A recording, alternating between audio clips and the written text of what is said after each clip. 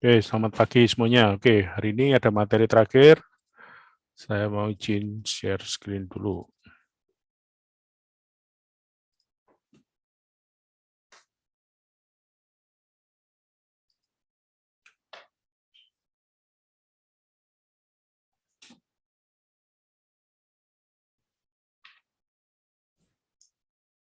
Oke, ya kita lihat ya, ada technical management practice-nya. Kita ketika IT service, kita tahu bahwa ternyata kita menerapkan IT itu tidak cuma sekedar pakai IT, tapi kita harus mikirkan service IT-nya itu gimana, masuk mikirkan orang-orangnya gimana, terus gimana kita manage request-request yang ada.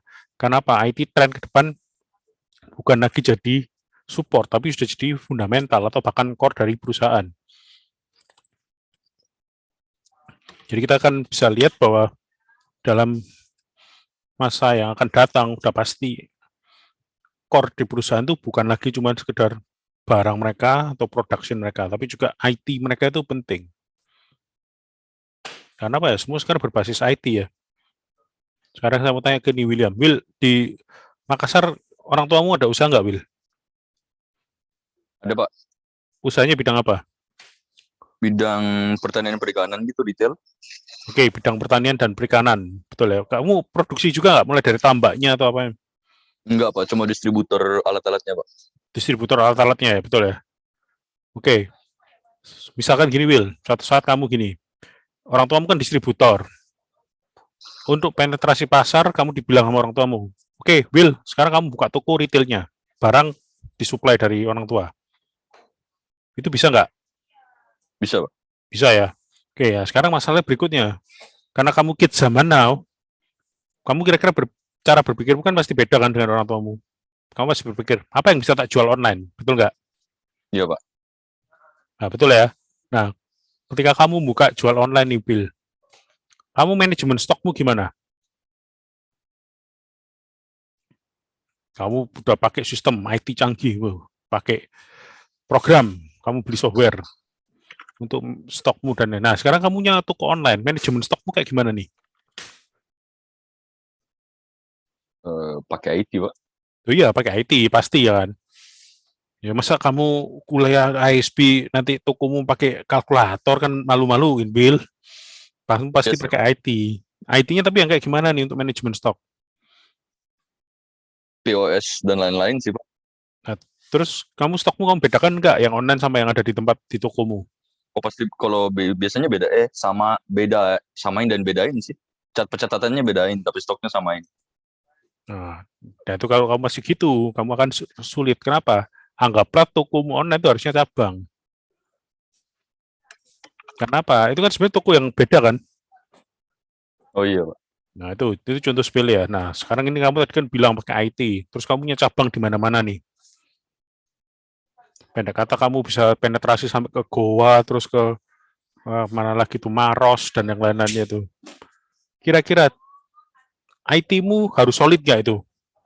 Oh harus sih Pak kalau banyak gitu. Pasti harus ya. Iya Pak. Nah, akhirnya kamu punya divisi IT sendiri nggak kira-kira bakalan?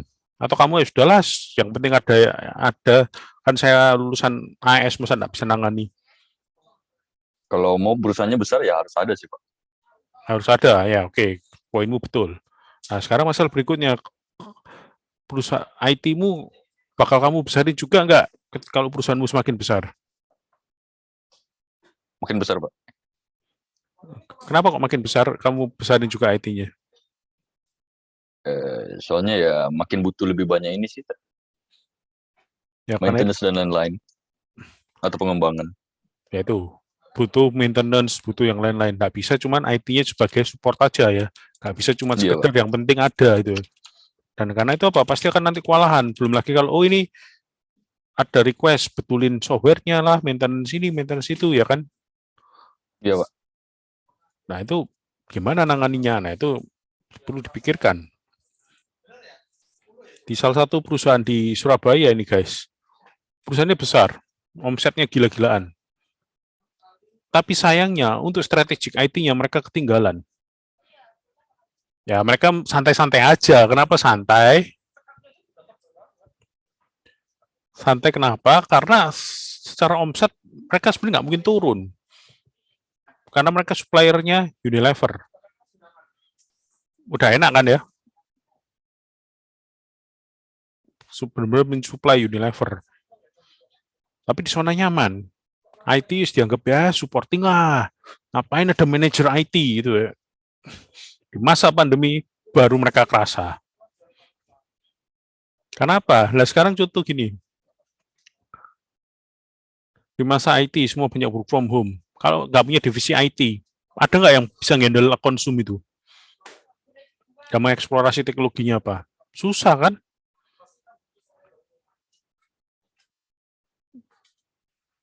Nah, itu tentunya apa? IT service. Bagaimana IT-nya, IT kita regulasinya seperti apa? Servisnya mau apa aja yang diizinkan? Belum lagi kalau ternyata work from home, laptopnya ada yang rusak, ada yang apa? Nggak punya divisi IT service, buyar juga itu kan. Oke, ini ya technical management practice. Nah, di sini ada adapted from technology management domains for service management purposes by expanding or shifting their focus from tech solution to IT service. Jadi gimana caranya melakukan manajemen teknologi mereka? IT sekarang bukan bicara cuma masalah komputer, tapi terkait juga apa? Perangkat IP phone, CCTV, itu juga jadi tanggung jawabnya tim IT nggak sekarang, guys? Betul nggak, guys? Halo? Halo? Halo, suara saya kedengaran, guys? Kedengeran, Pak.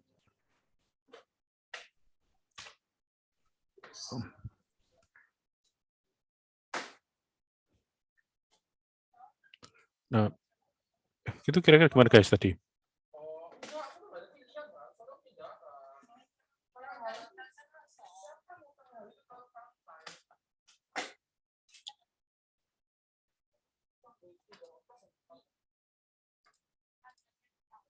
Kira-kira CCTV dan perangkat-perangkat lainnya itu sebenarnya akhirnya jadi bagian tim IT nggak untuk dilakukan manajemen?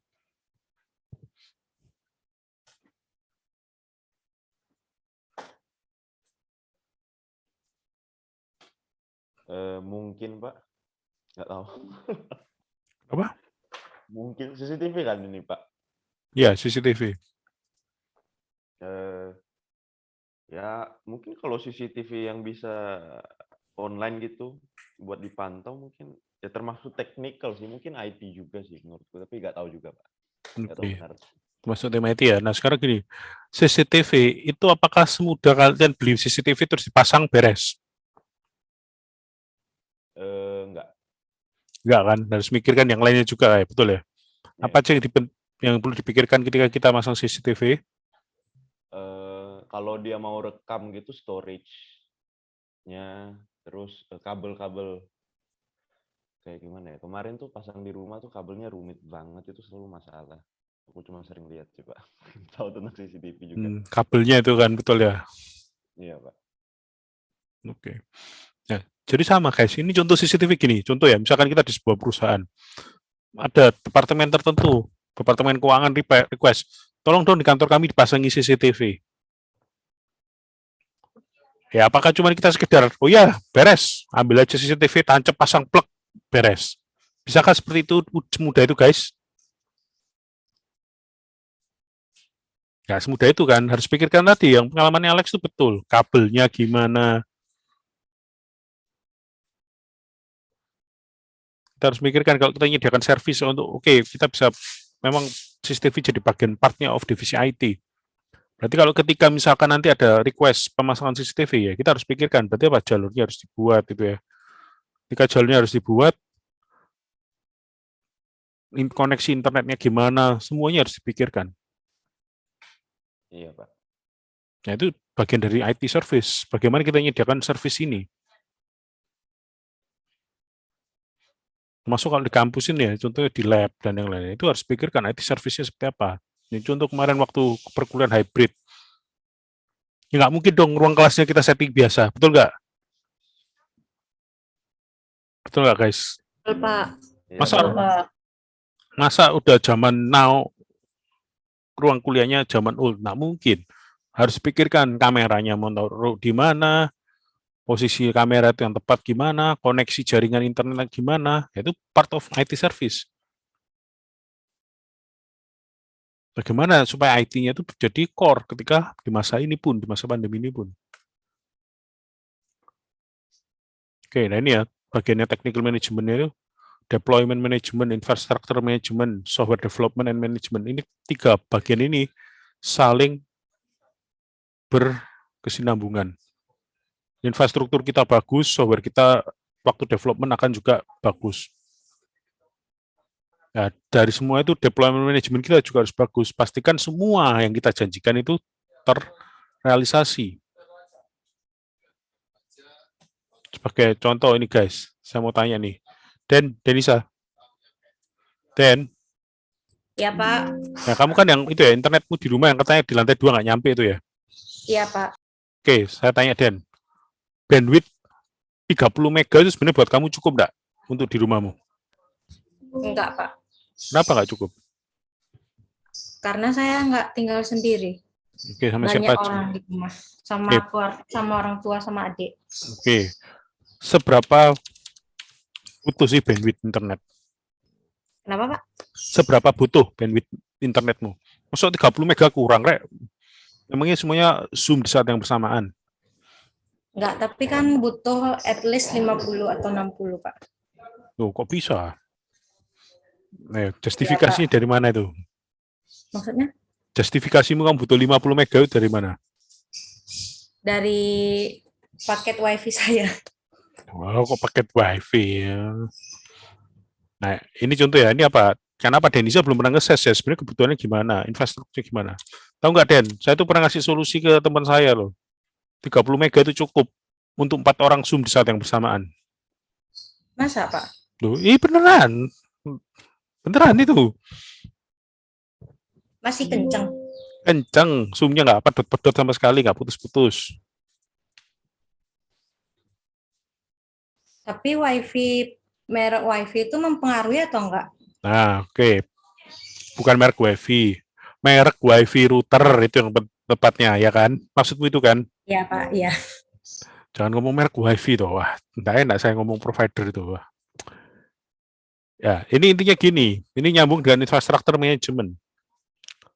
Ketika zaman sekarang, guys, Denisa bilang nggak cukup Pak 30 mega. Kenapa nggak cukup? Karena perangkat dia memang tidak dipakai untuk orang yang hardcore usage atau heavy usage.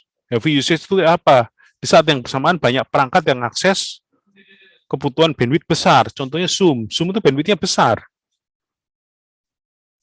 Di saat yang bersamaan, Denisa sama adiknya. Kamu adikmu berapa, Den?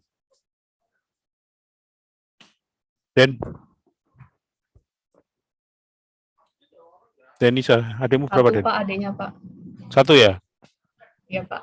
Berarti Denisa sama adiknya di saat yang bersamaan Zoom. Kalau kita nggak punya infrastruktur manajemen yang bagus, yang Zoom duluan itu yang akan menang. Dia akan menyedot bandwidth paling banyak. Yang lainnya akan kalah. Nah, inilah artinya apa? Infrastruktur manajemen kita harus pas. Pembagian bandwidth internetnya harus rata. Jadi itu sepele ya kelihatannya di rumah. Tapi di masa pandemi ini kerasa banget gitu ya. Jadi masa pandemi ini banyak teman saya tanya ke saya, ini kok aku sudah langganan internet 50 mega nggak cukup, 60 mega nggak cukup. Ya pertanyaannya saya simpel, perangkatmu pakai apa? Oh default. Support nggak dengan protokol namanya MIMO, multi in, multi out, MIMO, multi user, MIMO. Jadi ada protokol baru ya namanya MIMO. Itu yang wireless router terbaru. Oh enggak, kita pakai yang itu. Ya jelas saja. Nah, kita harus ngatur infrastruktur manajemennya. Kenapa? Dengan router yang support itu, dia bisa auto balancing. Artinya apa? Gak ada yang dominan. Semuanya akan dapat bandwidth yang sama rata. Makanya tadi saya bilang sama Denisa, ada teman saya yang saya bantu setting, 30 mega cukup buat 4 orang. Kenapa? Wireless routernya beda. Pakai yang memang support untuk yang begituan, yang bisa multi user. Sudah lancar internetnya. Itu katanya sama infrastruktur ya. Nah, sekarang kalian bayangkan di sebuah kampus. Ini mungkin saya mau tanya nih dari luar UC nih. Siapa nih? Renandra. Iya, Pak. Oke, kamu dari kampus mana? Unipma, Pak, Madiun. Madiun ya. Oke. Kamu di kampus itu enggak waktu kamu sudah pernah kuliah onsite kan? Pasti ya. Iya. Selama di kampus pernah itu enggak kamu di satu lorong tertentu kok wifi-mu sering putus-putus? Iya. Nah, Putus-putus, Pak. Kenapa? Putus-putus. Putus-putus. Nggak Ya, bisa sambung. ya, kenapa? Kenapa wireless router itu punya kapasitas device yang terkonek itu berapa? Nah, ketika jumlah mahasiswa banyak, selayaknya device itu juga diganti. Karena apa? Pasti nggak cukup gitu ya. Nah, case-nya kayak si Rendra ini, connect putus gitu ya. Betul ya, Rendra? Iya, Pak. Kalau pas lagi sepi, aman-aman aja kan? Aman, Pak. Nah, itu karena case itu tadi. Dan kamu biasanya ketendang kalau kamu connect-nya terakhir-terakhir tuh. Iya. Ya kan, betul ya? Iya. Karena apa? Wireless router itu tipe lama. Jadi yang terakhir connect itu yang biasanya cepat ketendang. Itu infrastruktur manajemen ya, kita harus benar-benar mikirkan. Servis kita di infrastruktur itu harus tepat. Kenapa? Internet itu sekarang bukan support. Internet itu core apa enggak, guys? Untuk bisnis sekarang. Core, Internet Pak. core kan ya? Iya. Nggak ada bisnis tanpa internet sekarang. Nggak ada organisasi, nggak ada internet. Semua pasti pakai internet. Tinggal gimana kita manage internetnya itu. Kalau kita nggak manage infrastruktur dengan baik, sama juga. Akhirnya apa ya? Hancur-hancuran juga. Akhirnya servis kita disalahin. Kok jelek ya? Wireless routernya udah pasang di mana-mana kok tetap jelek. Ya karena kita nggak melakukan manajemen yang bagus untuk infrastruktur kita. Termasuk ketika kita bangun lantai baru. Contoh ini ya, di kampus kan kita kemarin bangun itu ya, bangun gedung. Sekarang bukan cuma mikirkan jalur listrik, tapi pikirkan jalur kabel untuk internet. Gimana caranya semua koneksi atau kabel internet itu bisa masuk. Nah, terus berikutnya infrastruktur kita siap, termasuk software. Bisa nggak software itu asal deploy, asal bangun? Nggak mungkin ya, software itu harus kita planning juga. Memastikan semuanya bagus. Dan memastikan semua on the track. Kalau nggak on the track, kita gawat gitu ya.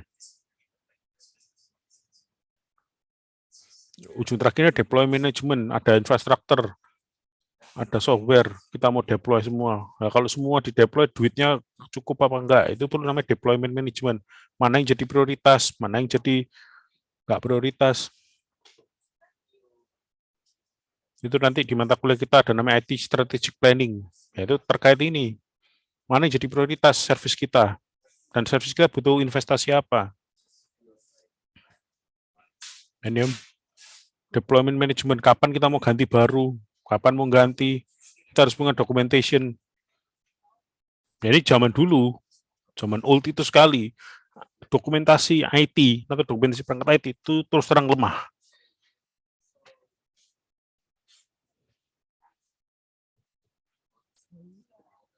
Akhirnya apa? Kita nggak tahu kapan waktunya ganti. Kita nggak tahu kapan aset kita ini mana yang harusnya udah saatnya pensiun, mana yang enggak. Kalian percaya nggak sih guys, PC itu bisa dipakai selamanya, atau hard disk itu bisa dipakai selamanya? Percaya dengan pepatah itu? Enggak, Pak. Enggak, Pak. Ada yang berani confident, oh, tenang, saya bisa pakai PC selama 10 tahun. Ya, mohon maaf ya, bagi saya kok itu omong kosong ya. Saya pakai PC yang tambah lama, terus terang saya tambah deg-degan. Kapan ini harddisknya nanti tahu-tahu jebol? Betul nggak? Betul nggak, guys?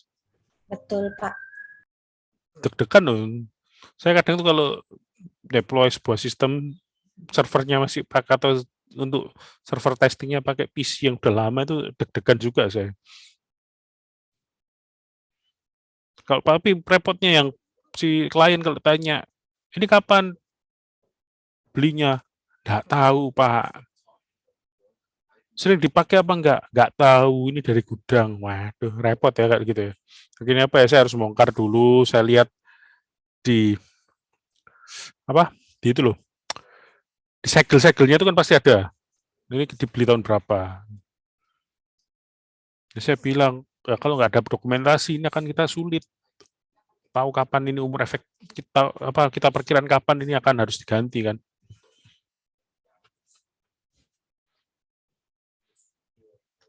Sebagai contoh ini guys, ini kenapa kok belakangan ini ya laptop itu yang Core i5 ke atas atau Core i3 itu jadi laris manis. Tahu nggak? Alasannya itu simple, tapi ini pengamatan saya aja sih. Kenapa? Tahu nggak guys?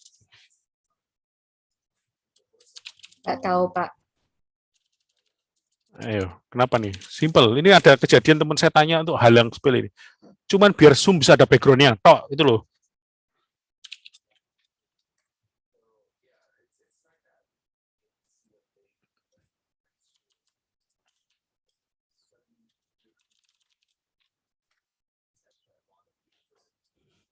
Simple ya. Banyak yang sekarang kan kepikir Zoom ada background-nya, akhirnya apa? Laptopnya harus ganti. Ya, beberapa teman saya itu tanya sama saya, ini saya mau ganti laptop ini. Kira-kira ada rekomendasi merek nggak? Saya bingung lah. Sebentar toh, laptopnya tuh kenapa kok mau ganti? Dan memang sudah berapa lama? Dan keperluannya untuk apa? Kalau Word Excel tok ya cukup lah ya yang ada sekarang. Iya, aku mau ganti Adi. Loh, ya gantinya kenapa? Ya itu loh, biar di Zoom bisa ada background-nya. Ada virtual background itu loh di Zoom. Nah, itu kelihatan sepele ya guys, tapi itu terjadi, it's real. Jadi saya tanya, berapa lama sudah dipakai? Oh, kira-kira sekian. Nah, itu tadi. Kalau kita tidak punya documentation yang bagus untuk aset kita, itu akan susah kita justifikan.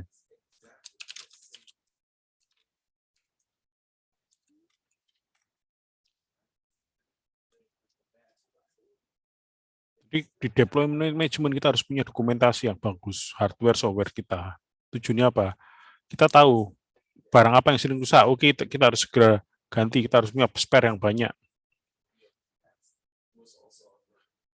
Jadi release management and change control to have close interface while introducing change environment. Guys, di bidang IT, environment itu sering berubah. Contoh, kalian ganti operating system, itu kadang environment-nya sudah ganti beda.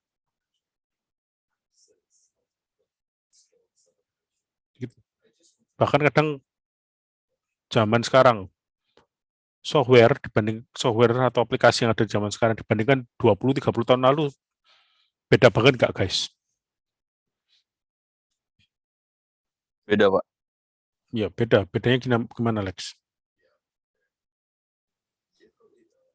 Ketampilannya sih, Pak, dan fitur-fiturnya apa semua, dan kecepatan.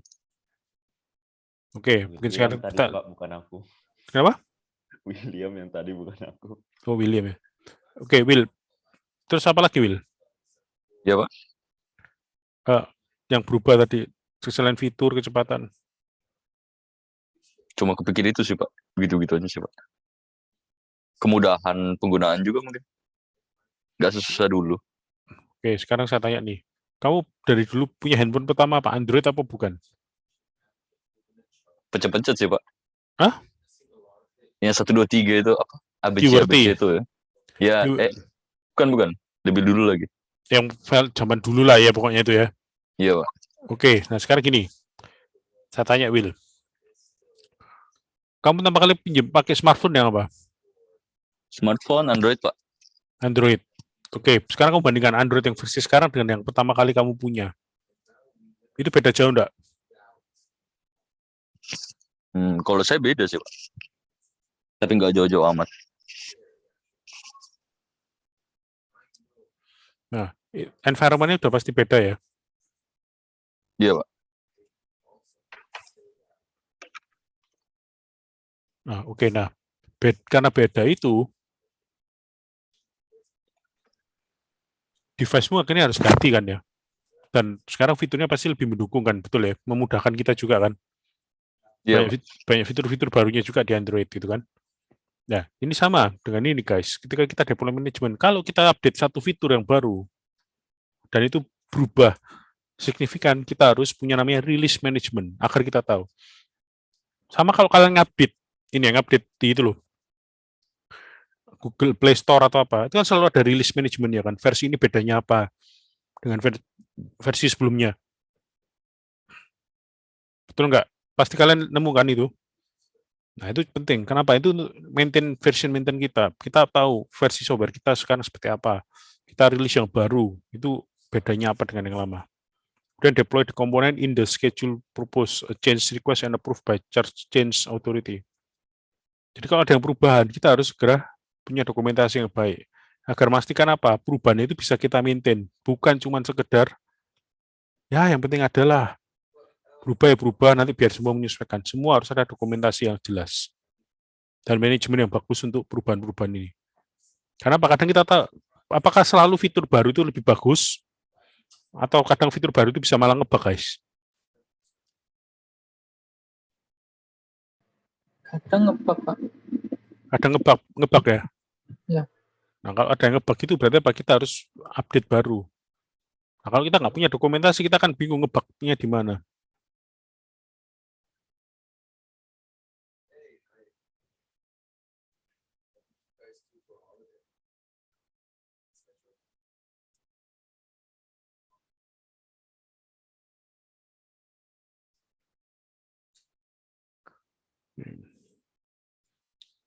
Jadi itu dia. Jadi deployment management ini penting agar kita bisa maintain sekarang kondisi kita itu seperti apa dan bisa prediksi ke depan apa yang harus kita update.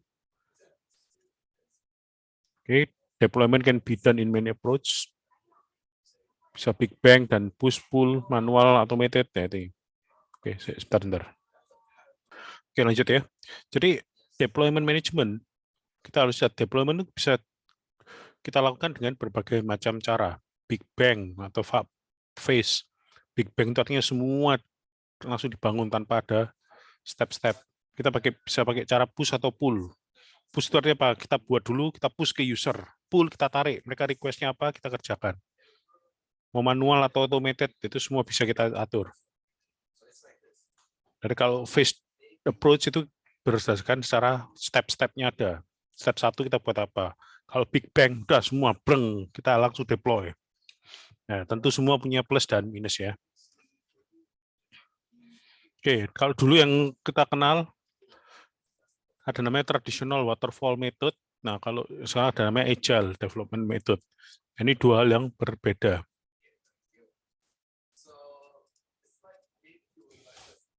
Nah, mana yang lebih cocok ya? Zaman sekarang tentu pasti lebih enak yang agile ya.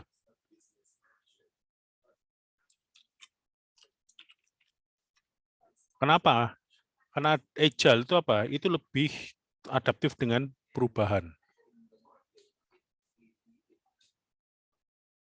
Kalau kita lihat ya, di agile ini kita deploy dan rilis itu dua fase berbeda.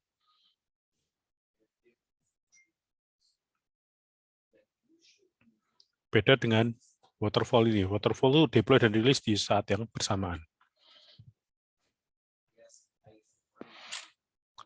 Oke, lanjut.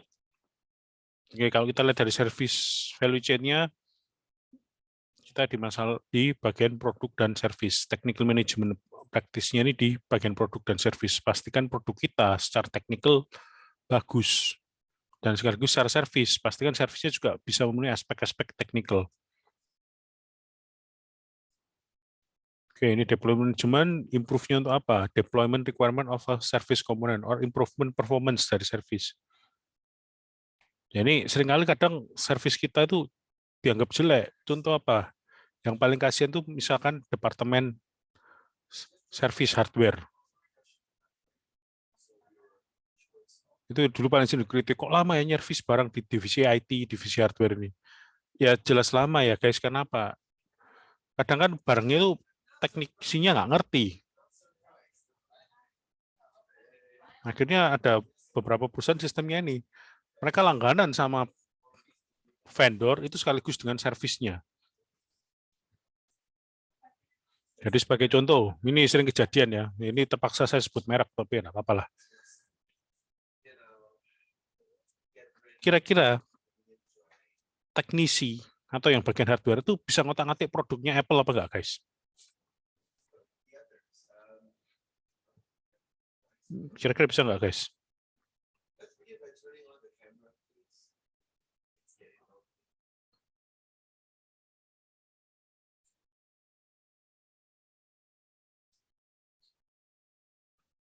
Bisa atau mudah nggak ngotak-ngatik? Itunya apa? Perangkat-perangkatnya Apple. Seingatku susah, Pak. Susah ya. Nah, kira-kira Alex, kalau ada divisi IT, divisi hardware, dia harus nangani produk-produknya Apple. Servisnya bakal lama atau sebentar?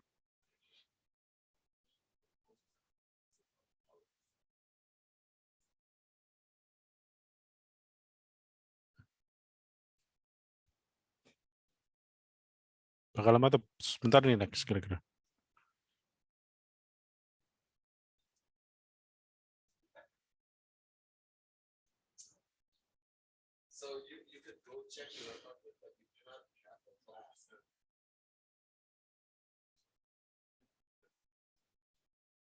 Gimana ini? Kayak gimana, guys?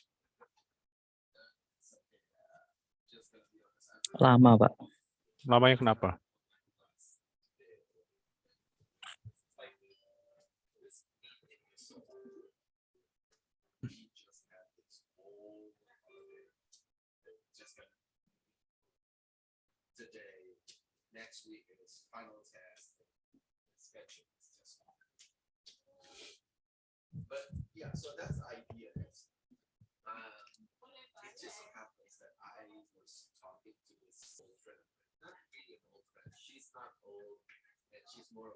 Halo? Nah, lamanya kenapa nih, guys? Karena Apple itu nggak gampang diotak-atik itu. Dan bahkan yang tipe Apple terbaru itu full dengan barangnya itu disolder. Jadi akhirnya sulit. Jadi akhirnya apa? Divisi hardware disorot terus. Kerjain kok nggak mari-mari, kok nggak selesai-selesai. Ya karena apa ya? Jelas nggak selesai-selesai lah. Mereka jadi kesulitan kan. Nah, supaya nggak seperti itu, akhirnya gimana? Berarti apa? Sudah kerjasama aja dengan vendor yang lain. Tujuannya apa? Untuk memastikan vendor tersebut memang bisa dan memang spesialisnya untuk Apple. Sehingga nggak lagi mereka kesulitan dalam manajemen atau dalam perbaikan perangkat-perangkat tersebut.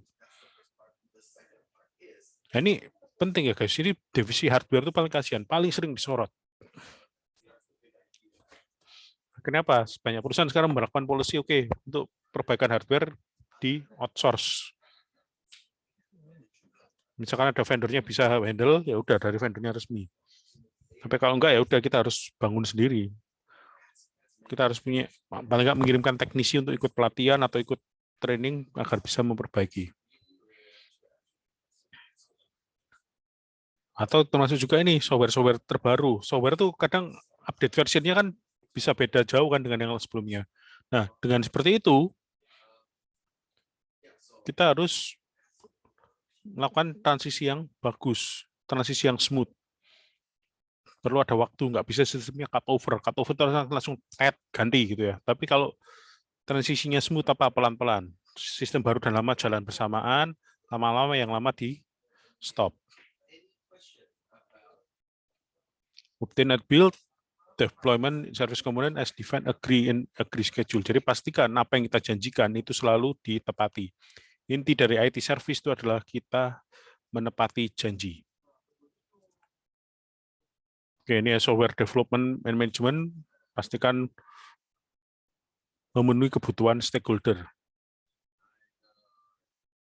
Pastikan fungsionalnya bagus, reliable, mudah kita maintain, dan compliant dan auditable. Bisa dipertanggungjawabkan software kita ini. Bukan software yang bisa membuat kita ngakali atau sering diakali. Oke, jadi di tahun 2000-an itu guys, banyak sekali software itu bermasalah. Bermasalahnya bukan secara fungsional, bukan secara reliable. Mereka tidak compliant dan auditable. Artinya apa? Ada namanya double bookkeeping. Double bookkeeping itu artinya apa? Pencatatannya itu ganda. Satu untuk pajak, satu untuk bukan untuk pajak. Zaman itu ketika saya jadi programmer, begitu ada request seperti itu, saya langsung tolak. Saya nggak mau.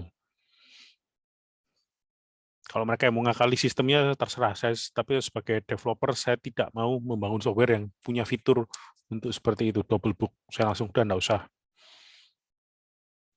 Artinya apa? Software-nya nggak compliant dan nggak auditable. Jadi mintanya tuh benar-benar bisa double bookkeeping, tapi nggak bisa di-trace.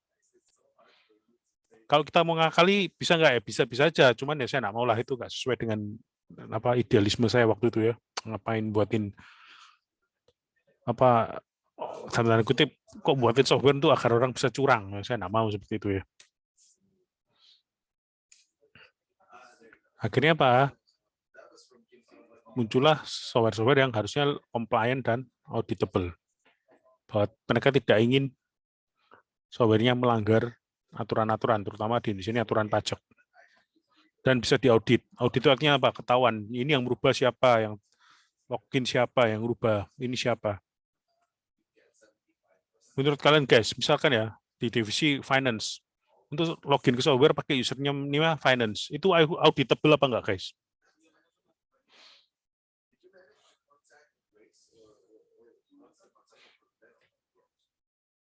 Gimana menurut kalian guys? Kira-kira usernya pakainya finance tapi yang pakai orang banyak. Itu sebenarnya auditable apa enggak?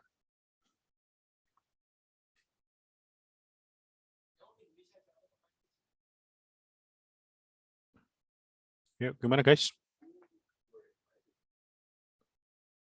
Halo, halo.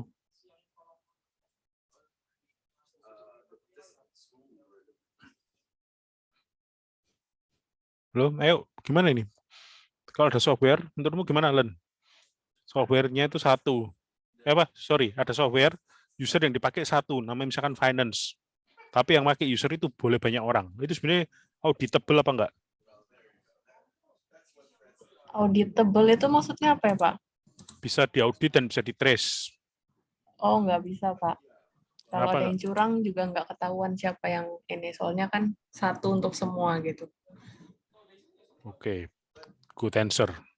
Itu contoh ya guys, itu tidak auditable. Kenapa? Itu tadi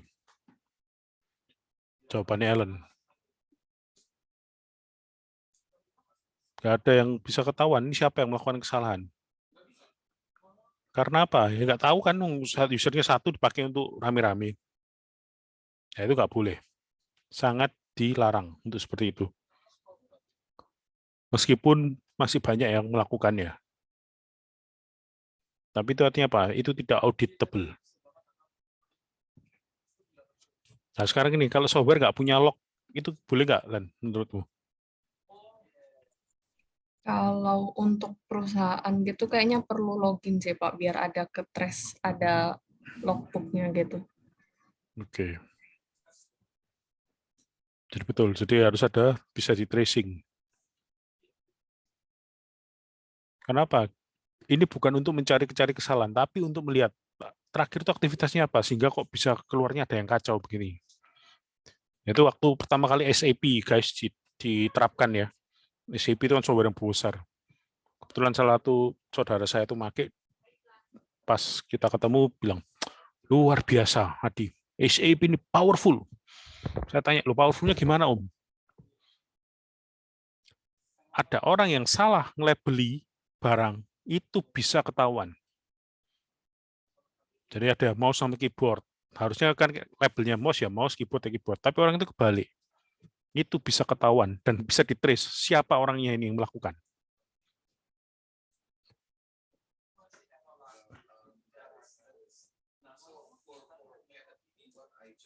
Nah, itu contoh, itu software-nya apa? Compliant dan auditable. Oke, ini infrastructure dan platform management, ini ensure overseeing the infrastructure platform, monitoring dan manajemen teknologi solution. Jadi kita infrastructure ini penting. Jumlah karyawan kita 100 dengan 200 itu infrastruktur IT harus beda, ya kan? Nggak mungkin pakai wireless router yang sama, pakai peralatan yang sama, nggak mungkin. Karena apa? Jumlah orangnya sudah semakin banyak. Pasti beda kebutuhannya.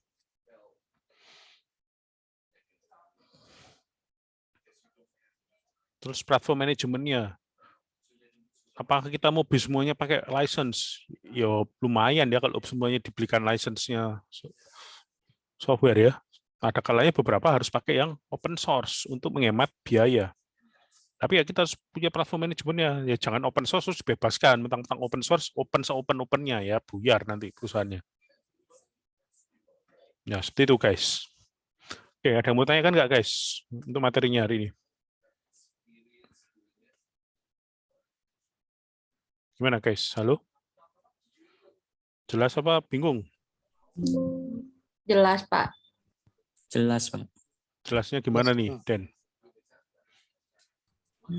Aman aja, Pak. Bisa dipahami? Iya, Ya, berarti habis ini kamu akan membenahi wireless router di rumahmu. kenapa, Pak? Berarti habis ini wireless router di rumahmu dibenahin nggak setelah dapat kuliah saya? Enggak juga sih, Pak. Sia-sia dong kamu ikut kuliah saya. Soalnya udah ada 3, Pak. 3 apa? Skuter. Tinggal dipasang di kamar masing-masing. Nah, terus kamu repeat atau kamu tarik kabel? Enggak, tinggal dipasang aja. Tuh, kamu pasangnya itu kan berarti sumbernya itu 1 atau 3? Sumbernya Internet 1. 1. Terus dari wireless router yang utama ke wireless router yang Iya. kedua itu kamu gimana? Tarik kabel Enggak, tinggal dihubungin aja ke home-nya yang base. Loh, nah, yang hubunginnya pakai apa? Pakai wireless atau pakai kabel? Pakai wireless. Repeater kan berarti sistemnya. Mm-mm. Nah, kamu percaya saya, nggak akan bertahan lama. Tahan, Pak. Udah setahunan sih saya pakai. Sering putus-putus atau lemot apa enggak? Enggak. Yakin? Yakin? Nah, itu berarti ini, Den. Itu posisimu yang tengah itu, posisimu yang pusat itu di tengah apa agak jauh? Pusatnya di bawah, Di bawah? di tengah. Di tengah kan? Oke, ya itu pas itu. Jadi kalau di tengah, akhirnya kan wireless routermu yang kedua dan ketiga itu bisa ngambil dengan posisi yang pas. Iya, Pak. Ya nggak boleh tuh kalau yang wireless router ketiga itu ngeripit dari yang kedua. Paham Iya, maksudnya? Pak. Kalau wireless routermu yang ketiga ngeripit yang kedua, pasti yang ketiga itu lemot. Iya, makanya harus ngambil dari tengah. Ngambilnya cuma boleh 1 level, nggak boleh sampai 2-3 level. Banyak orang kadang melakukannya gitu, 1 diripit kedua, 2 diripit ketiga, tambah lama tambah habis. Oh, pantas saya pernah nyoba, Pak. Kok nggak jalan internetnya? Ya pastilah. Yang ketiga kamu buat seperti itu kan, kamu ngeripit dari yang kedua kan. Iya, Pak. Pasti tidak jalan, pasti bukan tidak jalan, lemot. Yang kedua padahal Iya, aman-aman aja kan. Iya, Pak. Nah, itu. Oke, jadi itu. Kalau kamu mau beli baru yang support itu, Mio atau support namanya Mesh. Oke. Oke, tolong guys, tolong on cam dong. Ini pertemuan terakhir, saya perlu ngambil dokumentasi.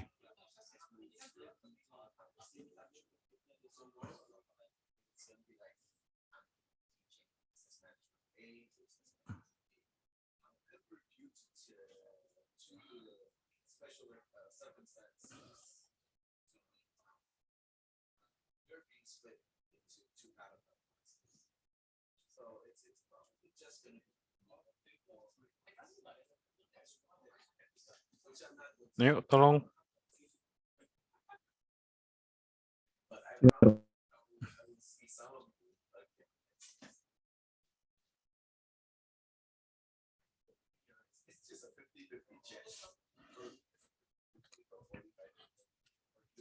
Ayo, Mega, Calvin, Aldi, Eva, bisa tolong on cam.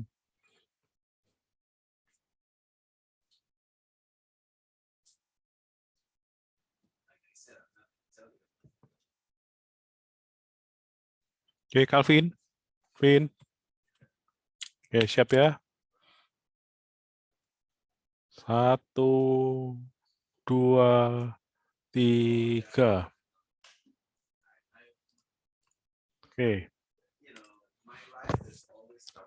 Oke. Thank you guys. Oke,